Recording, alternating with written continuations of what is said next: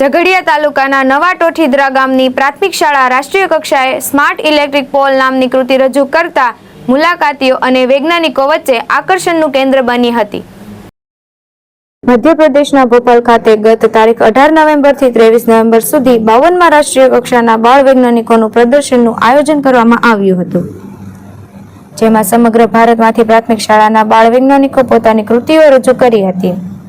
આ બાળ વૈજ્ઞાનિકો પ્રદર્શનમાં ગુજરાતમાંથી કુલ 8 કૃતિઓ પસંદ થઈ હતી, જેમાં ઝઘડિયા તાલુકાના નવા ટોઠીદરા ગામની પ્રાથમિક શાળાની કૃતિ પસંદગી પામી હતી.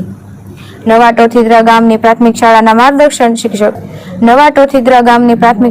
માર્ગદર્શક શિક્ષણ ઉર્વિશભાઈ પટેલ તથા શાળાના બાળ વૈજ્ઞાનિક ભાવિક માછી અને જયનીલ પટેલ ઉત્સાહપૂર્વક ભાગ લઈ સ્માર્ટ ઇલેક્ટ્રિક પોલ નામની કૃતિને પ્રદર્શન કર્યું હતું. ત્યારે રાષ્ટ્રીય કક્ષાએ શાળાના માર્ગદર્શન શિક્ષણ ઉર્વિશ પટેલ તથા શાળાના બાળ વૈજ્ઞાનિક ભાવિક માછી અને જેનિલ પટેલ શાળા અને ભરૂચ જિલ્લાનું તેમજ ગુજરાતનું ગૌરવ વધાર્યું છે. ત્યારે શાળાના આચાર્ય દિલીપ સોલંકી તથા શિક્ષકોએ રાષ્ટ્રીય કક્ષાએ શાળાને રોશન કરનાર બાળ વૈજ્ઞાનિકોને શુભેચ્છા પાઠવી હતી. Dharmesh Rana, BHP news, Ankleshwar.